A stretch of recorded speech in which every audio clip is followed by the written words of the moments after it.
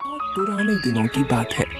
एक घने जंगल में दो पेड़ आसपास खड़े थे। एक था आम का पेड़ और एक था बादाम का पेड़। आम का पेड़ स्वभाव से हंसमुख और विनम्र था।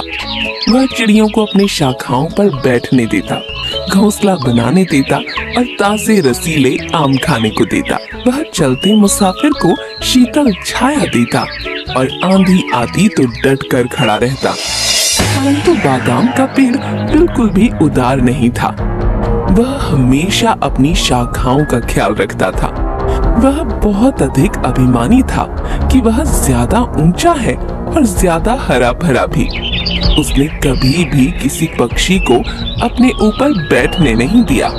जो कोई भी उस पर बैठने की कोशिश करता, उसे वह उठा देता। एक दिन कुछ पक्षी बादाम के पेड़ के पास आए। बादाम का पेड़ बोला, हे, दफा हो जाओ, वहाँ उस आम के पेड़ के पास जाओ। तुम सब मेरी टहनियों पर बैठकर मुझे खराब कर रहे हो। तभी आम का पेड़ बोला, वो पक्षी केवल घोंसला बनाना चाहते हैं। वो पक्षी बहुत ही सुंदर है और बहुत सुरीले गीत गाते हैं। पता है, सब उबाऊ गीत बेसुरी आवाज में। बादाम का पेड़ आगे बोला, अब सुनो, मैं किसी को अपने पत्तों से पास आने नहीं दे रहा। वो मेरी सुंदर टहनियों को बिगाड़ देंगे। तुम उन्हें अपने ऊपर बैठने दो। वैसे भी मैं छोटे वृक्ष के मुंह नहीं लगता। दिन गुजरते गए और आम के पेड़ के बीच और बादाम के पेड़ के बीच कुछ नहीं बना रहा। आम का पेड़ सभी पक्षी से खुशी खुशी रहता, तो बादाम का पेड़ किसी से बात भी न करता। एक दिन मधुमक्खी का झुंड उस पेड़ के पास आया।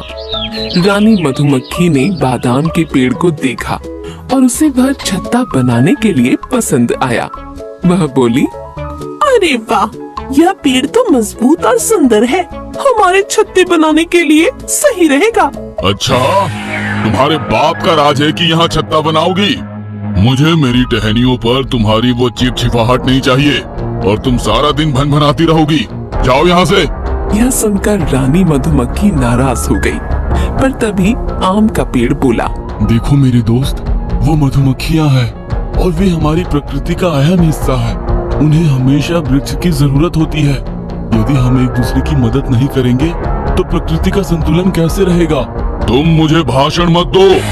अगर तुम्हें प्रकृति का इतना ही परवाह है तो तुम उन्हें छत्ता बनाने दे दो और मुझे ज्ञान देना बंद करो, समझे? बादाम का पेड़ गुस्से से बोला।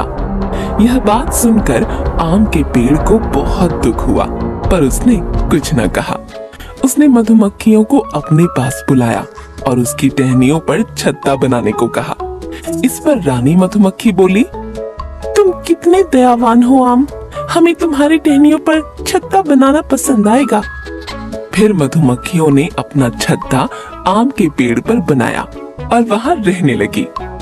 आम के पेड़ को कोई फर्क न पड़ा उनके छत्ता बनाने से या शहद की चिपचिपाहट से। दूसरी ओर बादाम के पेड़ में उसके पास कोई भी आता उसे भगाने लगा, उन पर डांटने लगा। बेचारे पक्षी उसके पास जाने से भी डरने लगे। कुछ दिनों बाद एक लकड़हारा जंगल में आया। उसे घर बनाने के लिए लकड़ी की जरूरत थी। उसने आम के वृक्ष को देखा और उसे काटने का फैसला किया। पर अचानक उसकी नजर पेड़ के ऊपर मधुमक्खी के छत्ते पर पड़ी। बाप रे, इस पेड़ पर तो मधुमक्खी का छत्ता है। मधुमक्खियाँ मुझे डंक मारेगी अगर मैंने इस पेड़ को काटा तो। नहीं, मुझे कोई दूसरा पेड़ खोजना पड़ेगा। लकड़हारा खुद से बोला। फिर उसकी नजर पास ही खड़े बादाम के पेड़ पर पड़ी। उसे वह बहुत पसंद आया। अरे, ये पेड़ तो आम के पेड़ से भी ऊंचा और मजबूत है। इसकी लकड़ियों से मेरा घर बहुत मजबूत और टिकाऊ बनेगा। चलो, इस पेड़ को ही काटता हूँ। और इस तरह लकड़हारा बादाम के पेड़ को काटने लगा। बादाम का पेड़ रोने लगा। अरे भाई, मुझे क्यों काट रहे हो? मैंने तुम्हारा क्या बिगाड़ा है? मुझे बख्श दो। मेरी हरी भरी टहनियों को मत काटो, मत काटो। यह कहकर बादाम का पेड़ रोने लगा। आम का पेड़ सब देख रहा था। उसने मधुमक्खियों को पास बुलाया।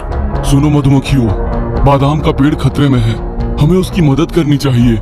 इस पर रानी मधुमक्खी बोली, पर हम उसकी मदद क्यों करें? तुम्हें अच्छी तरह पता है ना कि वह किस तरह का पेड़ है। उसने हमें छत्ता बनाने से मना किया था। भला हम उसकी मदद अब क्यों करें? उसी वजह से जैसे मैंने उसे तुम्हारी मदद के लिए कहा था। पर तुम्हें पता है ना उसने तुम्हारे और हमारे साथ कैसा व्यवहार किया था।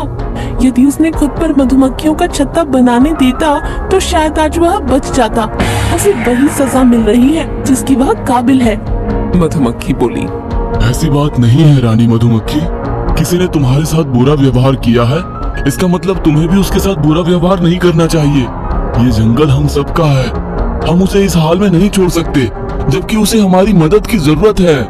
आम का पेड़ बोला, तुम सही कह रहे हो दोस्त, हमें बादाम के पेड़ की मदद करनी होगी। रानी मधुमक्खी बोली, और फिर क्या था? रानी मधुमक्खी ने सब मधुमक्खियों को बुलाया और सारी मधुमक्खियां छत्ते से बाहर आ गईं और लकड़हारे की तरफ उड़ चलीं। वह उसके कानों के पास और आंखों के पास गुनगुनाने लगी। अरे अरे, मुझे कुछ दिखाई नहीं दे रहा है और कुछ सुनाई भी नहीं दे रहा है। मुझे यहाँ से भागना होगा। ये मधुमक्खियाँ मुझे डंक मार रही है। भागो!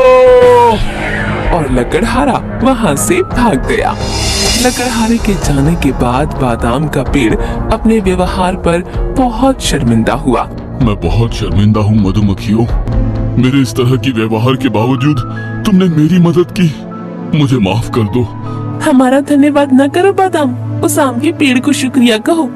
तुम उससे कभी सही से बात नहीं करते, पर उसने हमें तुम्हारी मदद करने को कहा। उसको शुक्रिया कहो। रानी मधुमक्खी बोली, आम भाई, मुझे माफ कर दो। मैंने तुम्हारे साथ बुरा व्यवहार किया। मैंने अपनी गलती जान ली है। हम सभी में अच्छे गुण हैं। मैं कभी घमंड नहीं करूंगा और किसी की बेइज्जती भी नहीं करूंगा। मुझे माफ कर दो। बादाम का पेड़ रोने लगा। बादाम के पेड़ ने सबक सीख लिया था। उसके बाद वह सब पक्षियों की मदद करता। आम का पेड़ और बादाम का पेड़ अब सच्चे दोस्त बन चुके थे।